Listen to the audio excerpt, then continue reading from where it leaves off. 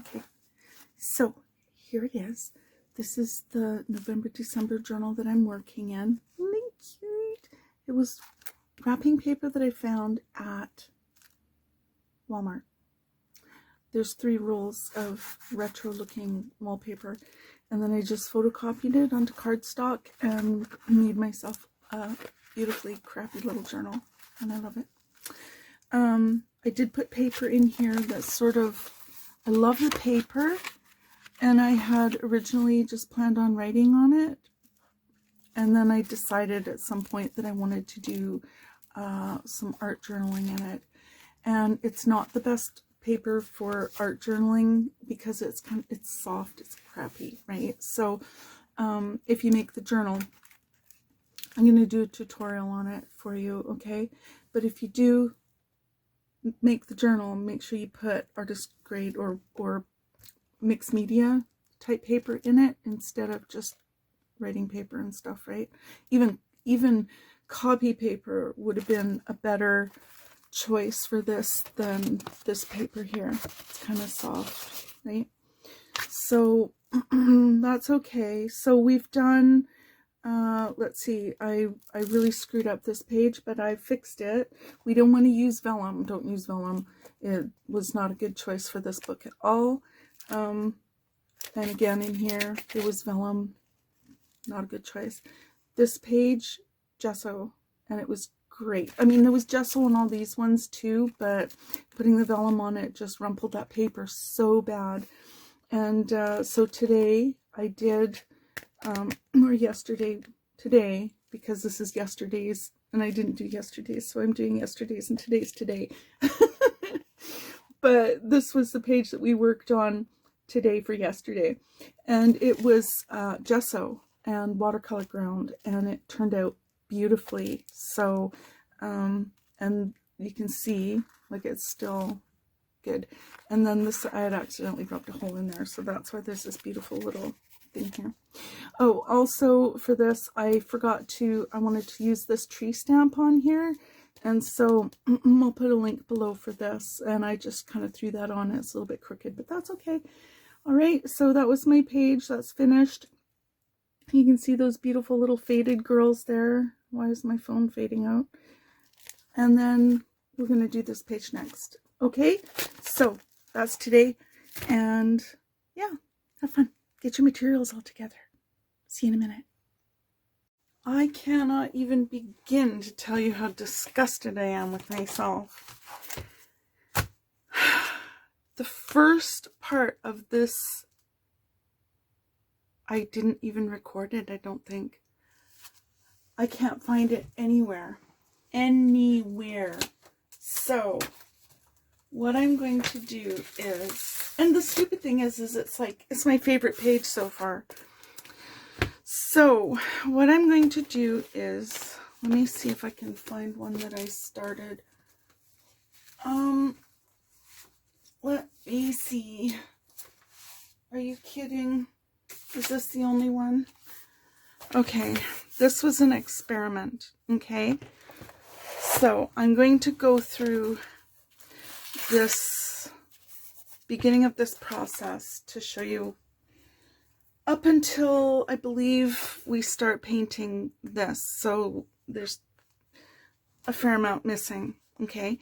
So what I had done was I had gessoed this page, this whole page, 2 pages, okay?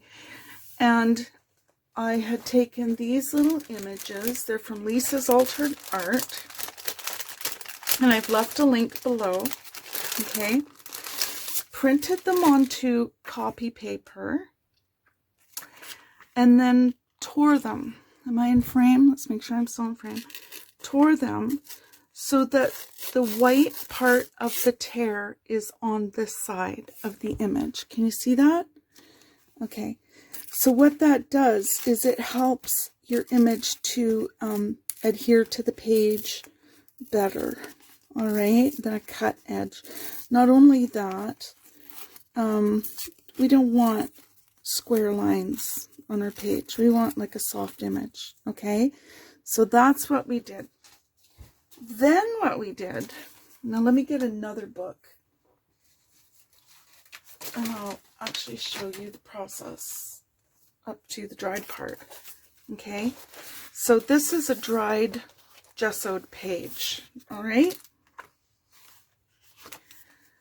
so you take your gesso and you apply it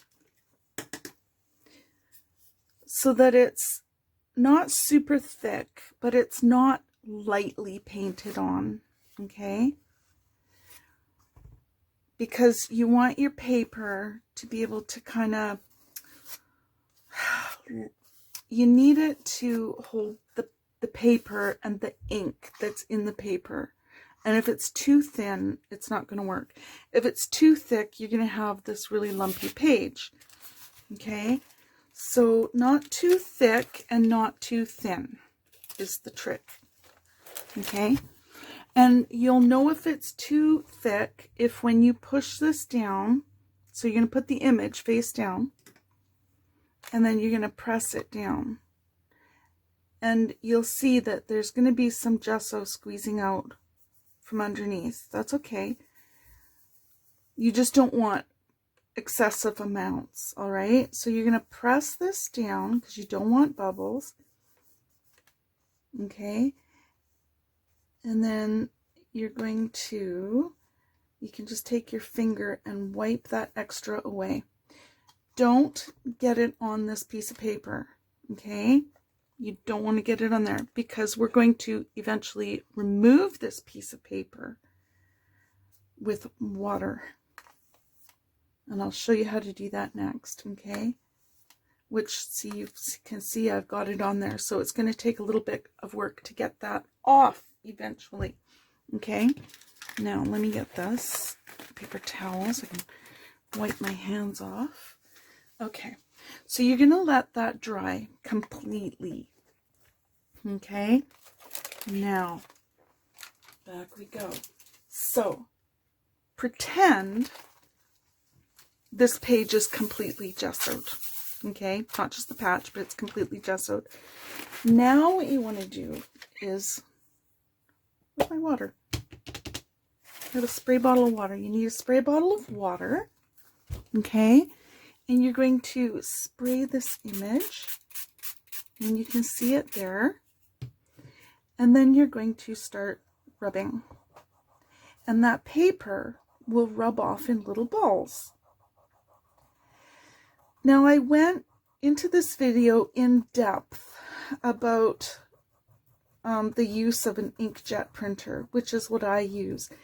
It is not the best printer to use for this. And do you think I can even remember why? The ink goes green, right? It's not, now I can't even remember.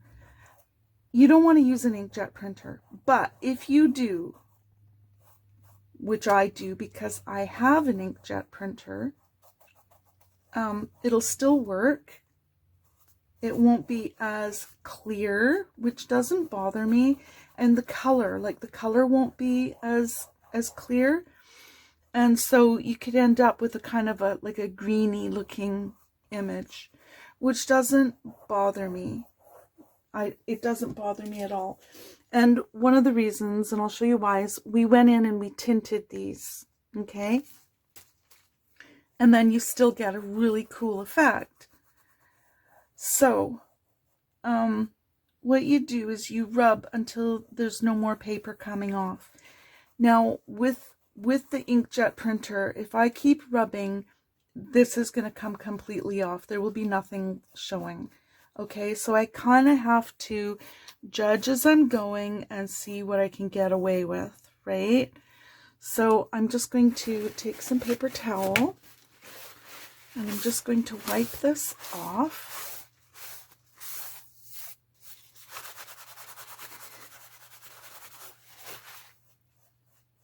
And I can feel here there's still quite a fair amount of paper, but like I said, if I keep going, the image will almost completely disappear, okay? Maybe not all of it on the front because she's so dark, but the trees and everything in the background, they'll just turn into nothing. All right, so this is what I've done. Okay, now when I was finished with that, and you want to be careful with this process, this page is already mangled. When I did this one, okay, I took the sanding block, I accidentally rubbed a hole in my paper, which is fine because I covered it up with this, and then I covered it up with some gesso, a stencil, and some gesso, and it covered beautifully. Okay, when this is dry again, you'll want to take a sanding block and lightly sand the edges. And you can also sand the gesso around, right? And you'll get some nice effects. Just be careful you don't go through the paper. All right. After that, we went over the gesso with watercolor ground. Now, watercolor ground, and I went through the whole process of this, is you use it on paper that has no tooth. So if I did watercolor on this gesso, let's do some. Okay, so there's some gesso right there. And I'll show you the difference between watercolor on gesso. Okay, so we use this nice color here. And you can see that the gesso doesn't absorb it. The paint sits on top. Okay, I can wipe that off. All right, it just won't stay. Okay, but if you use watercolor ground, it will actually pick up. It'll react a similar way to watercolor paper.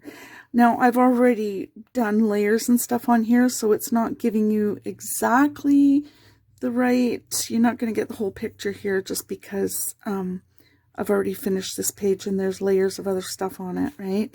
But you can see that it does have more tooth, right? It is more, here, we'll do it right in this corner here, and let's see, because you can see that it has some tooth to it right there. Okay, so let's see. Okay, so you see that? It kind of absorbs it better, right? So there we go. Okay, so that's what that's for. Then we went on with a little bit of paint. So we put on it's a pearlescent ground that I used, all right? So what we did was we took the pearlescent ground, okay, this is it right here, pearlescent white, and let me see, let's get a brush.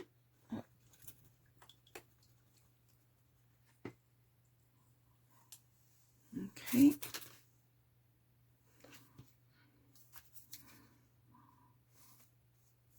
And we just brushed around, and keep in mind this was all white gesso too, okay? I also went over the edges of the paper a bit because it is, you know, it's translucent, or more or less translucent.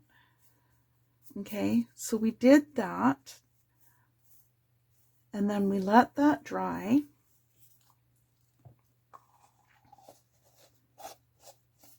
So let's give that a quick shot of air.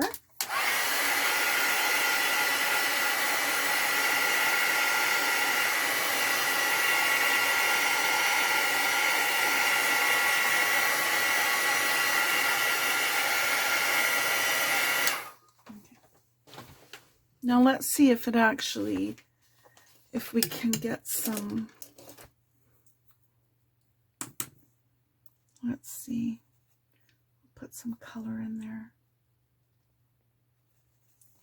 Okay. So this is watercolor paper here. Okay. And that's how it reacts on watercolor paper. All right, it doesn't sit on top. Okay, and this doesn't run away the same way that, it's not going to show because I've covered most of the gesso, but it isn't going to react exactly the same way it does on gesso. It'll react a little bit more the way it does on watercolor paper. Okay, then we took the iridescent gold gesso and just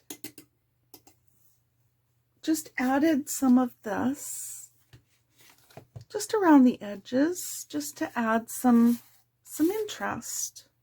Okay, all right, and then we let that dry as well. Okay, and then I believe at this point in the video we start painting and adding some tint in here. Okay, and then some tint around the pages.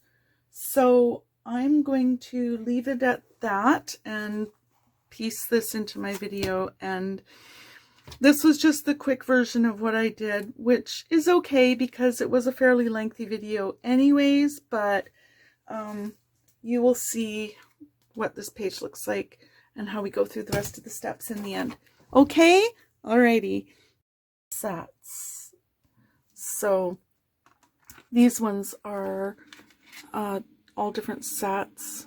I don't know if I even remember the names for them. This one was, I think, Enchanted Forest. So, but yeah, I really do love them. Okay, and then let's see.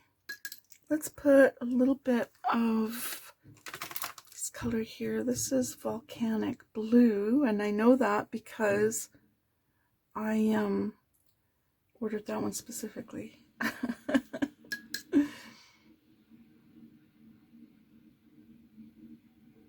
Okay, so it's just adding a little bit of color in here. Okay.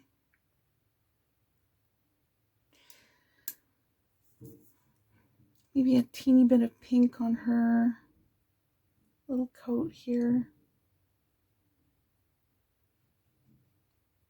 Okay, and a little bit on this little girl's and on her hat.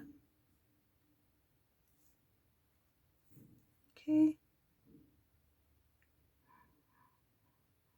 Now you can see here where the paper is rubbing, right? So I just want you to be aware, if you do this with an inkjet printer, you're not going to get perfection. I don't care. I don't want perfection in my book.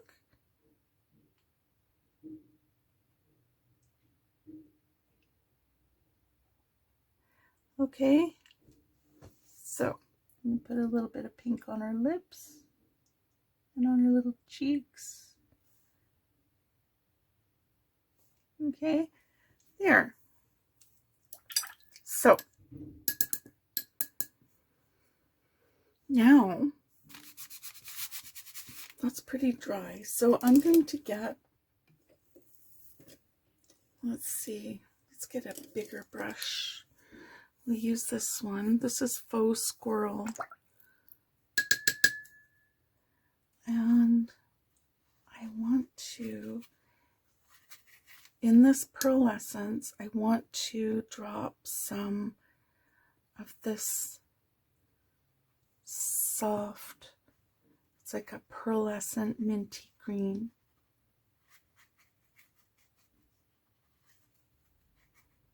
Okay.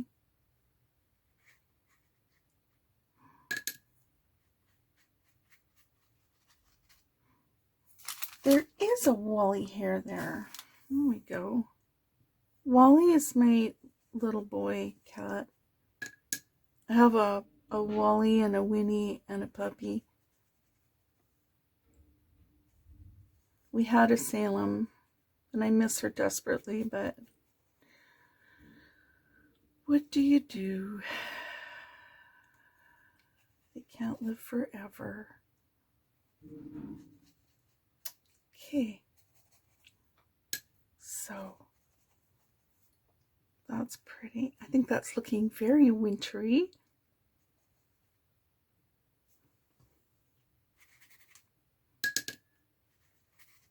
Let's see. Let's put this really soft pale pink. Oh, that's pretty. Oh, that's lovely. Now be careful, because pink and green can make brown. Anything like a red and green, and pink is just a lighter red. So you want to be careful you don't get muddy colors, okay? They do look really pretty there. Okay. I think that looks cute. So you can see right here where it's kind of looking like a beige, right? Mixing with that green.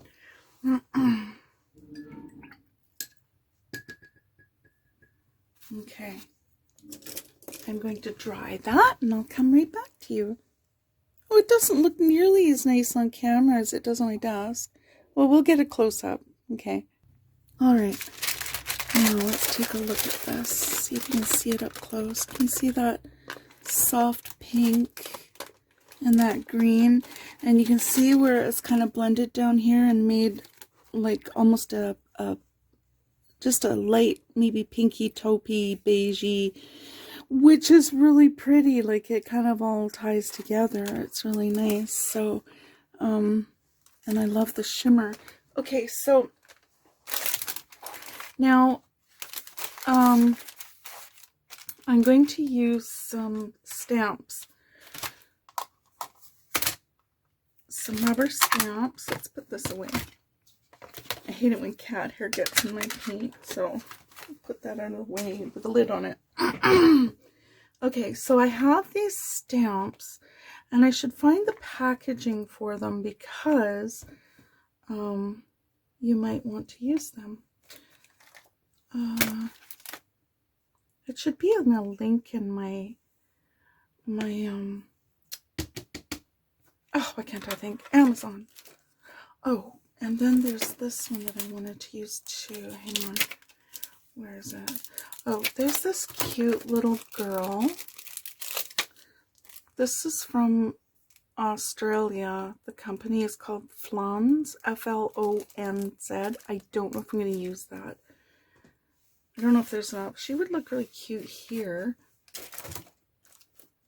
And like I was saying yesterday, it's not, if you don't have room to journal on all pages, it doesn't matter, because you may not have something to say every day. Maybe you just want to say it through your art, right?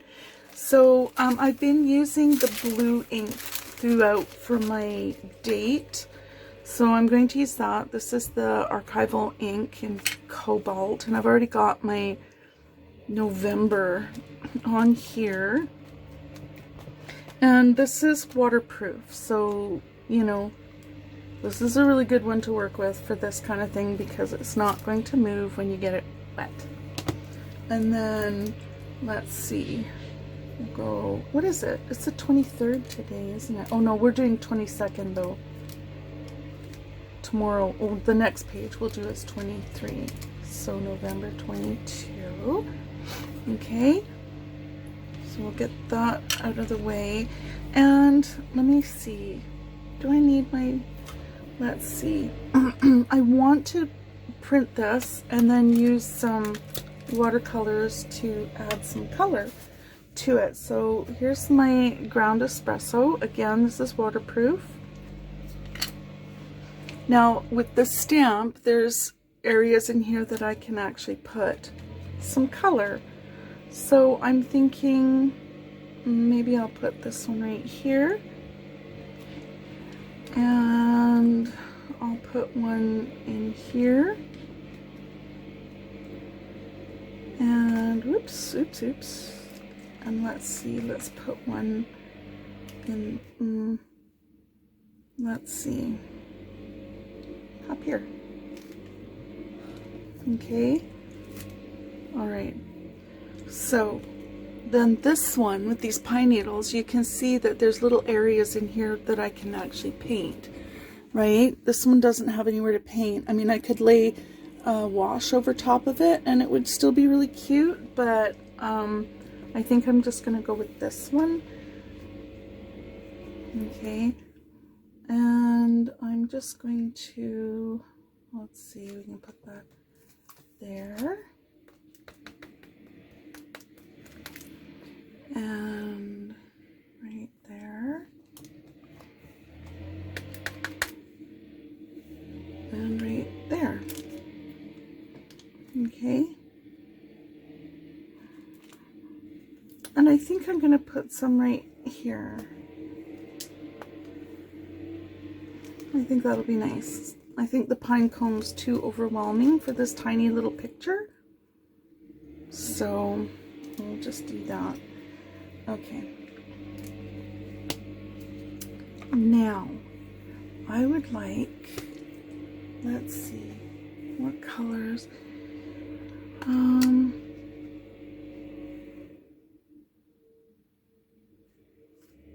Yeah, I think I'll use these ones. So, like, you can just see these beautiful, they're so pretty.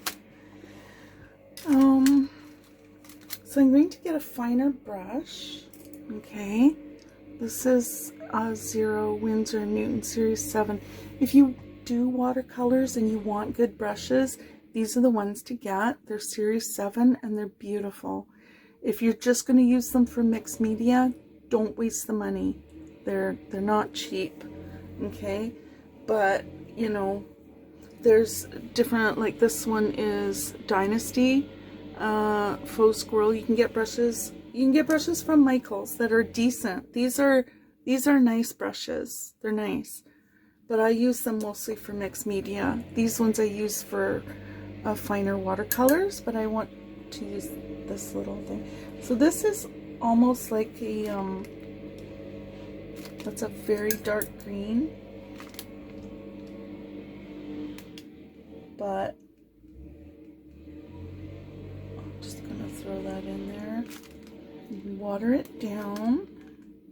If you put your water down first and then drop your color into it, do you see it fills that area where you put the water? It just kind of, the water pulls it in. Okay.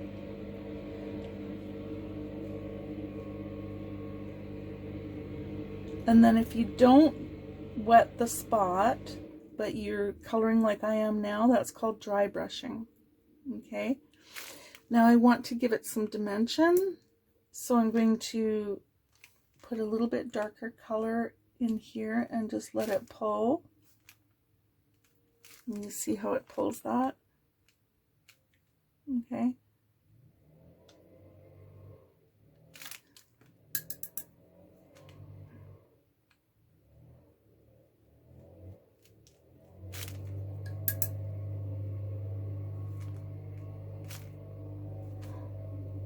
Whoops, that's pretty dark.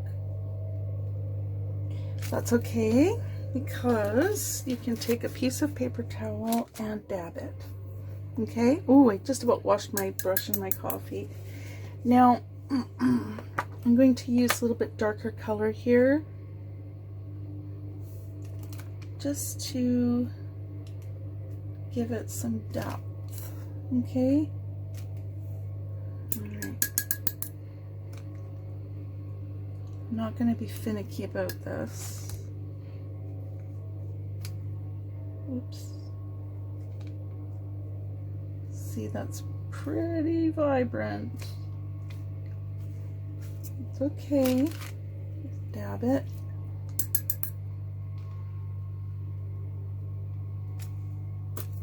Dab it.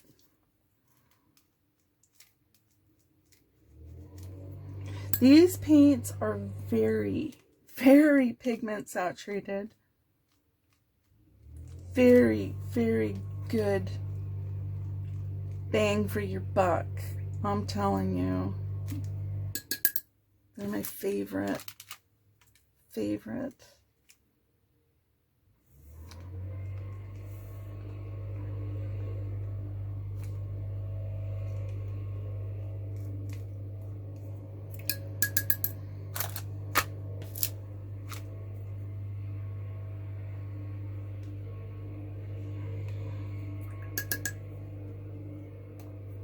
But again, like, it is a little bit different painting on the watercolor ground too than your watercolor paper.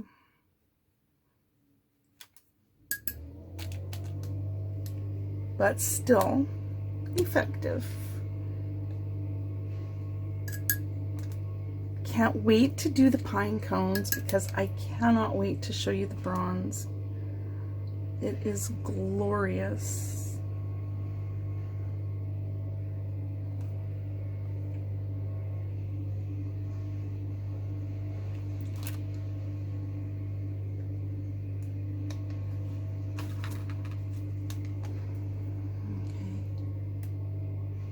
Yeah, they're doing some work next door. I can hear it. When I started recording this morning, I was like, no, seriously? Seriously? That's one of the reasons that I didn't get this video made yesterday, was the same issue. I believe they're fixing a fence or something. And then they've got this giant, like, vacuum cleaner thing to suck up leaves.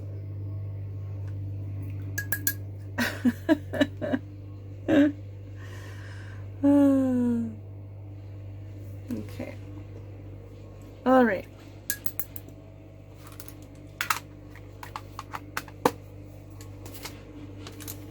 Not a work of art, but that's okay.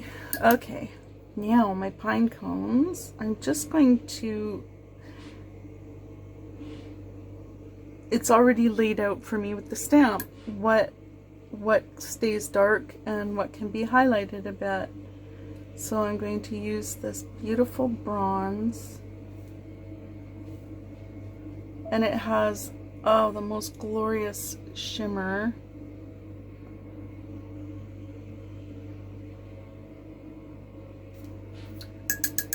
And I'm also going to use this green shimmer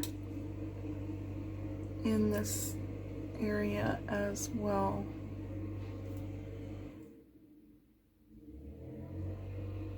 That is so pretty. I love anything with shimmer in it. Love it. And then I'll show you up close this beautiful, oh, it's so beautiful.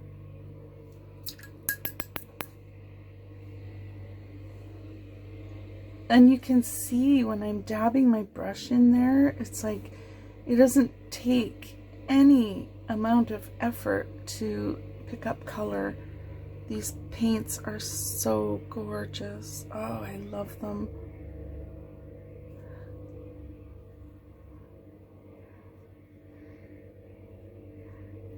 Yeah, I was very tempted. The boys asked me what I wanted for Christmas this year, and we like to get each other gifts that are special, but that also have a use. So it would be really tempting to say more watercolors, but I need a good daylight lamp for painting. So I can get beautiful watercolors later when I can actually see what I'm doing.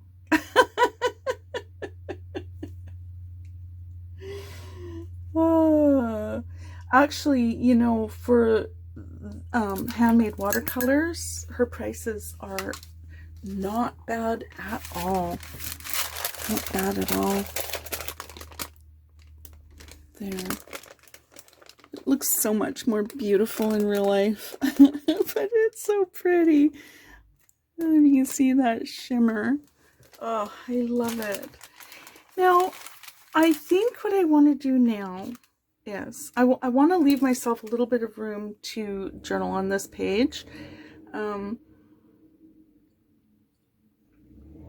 Sip of coffee before it gets too cold. And I really, like I said, I love my Holographic Illusions paint. So I'm just going to put a little bit out on my palette here.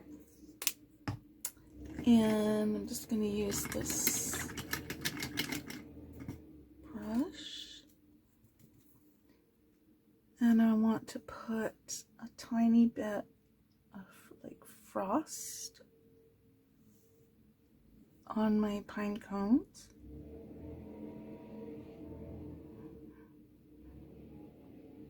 This paint is super glittery when it dries. Oh my word, I absolutely love it.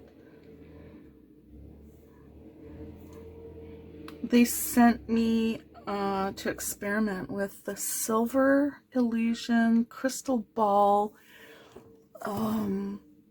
mystic black, and then a purple one. And oh, they're absolutely glorious. Okay, and then I'm going to put some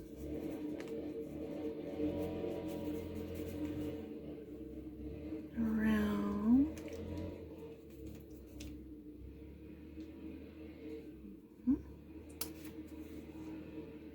And use a little bit to cover up my hole. Oh, you know what? I could put something beautiful over that little hole. To see, this is like one of the joys of mixed media or just playing in your journals too, right?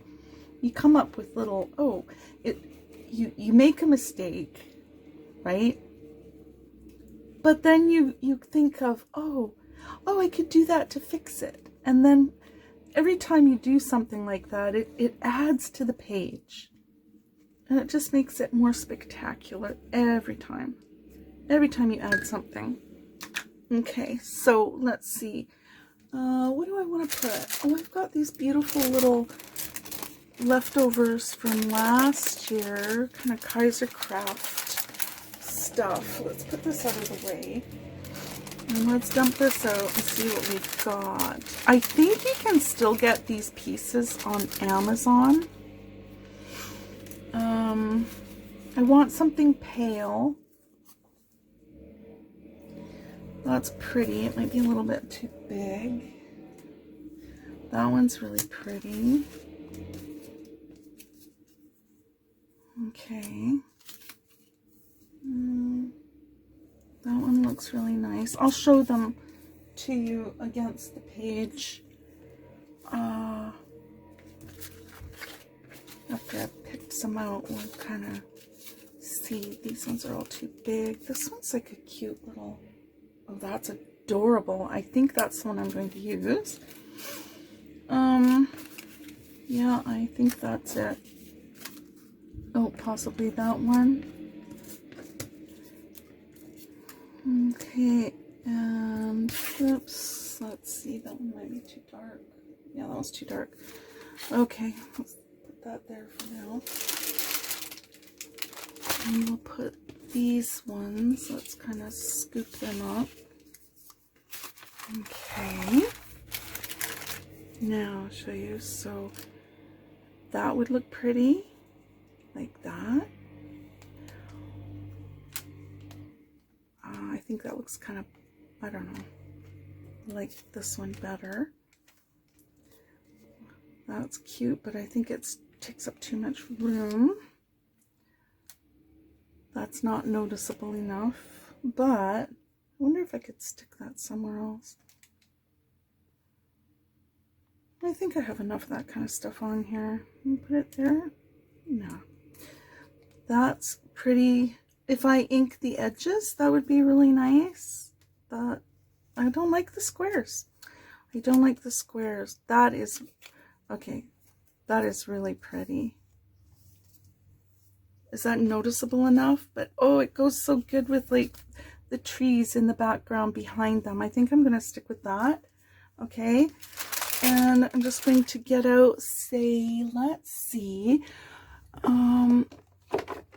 get out my Distress ink. I've got a blue, oh, it's so pretty. Broken China works. Yeah, we will use Broken China. Okay. And I got this sponge with some pan pastels.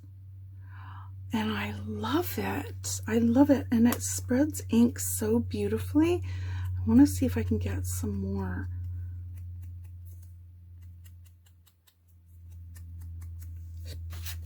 Oh, let's just rub it in a little bit.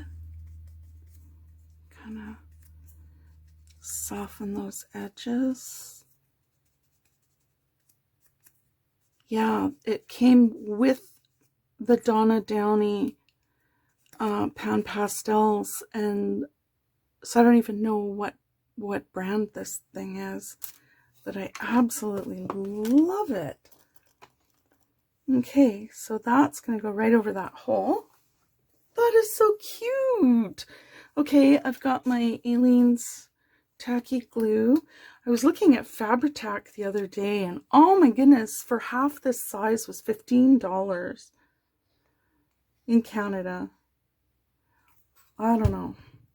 For the amount of stuff that I do, I can't afford that.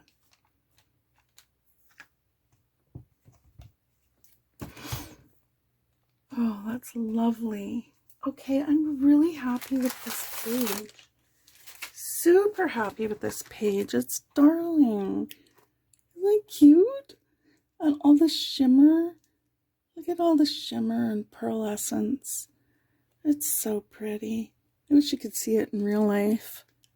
But that makes me happy. And, you know, gessoing these pages beforehand last night, front and back, really helped. And not using vellum. Okay? So I want to dry these completely because you'll see the shimmer after that holographic dries. You can see it in here already starting. So I'm going to dry that, and then I'm going to start another video for the next page for today, the 23rd. Okay, take care. Thanks for watching. Don't forget to like, share, comment, and subscribe. Comments are always fun interaction. Well, let's keep it fun. Where we can learn from each other, and it's fun. Okay, take care. Thanks for watching. Bye-bye.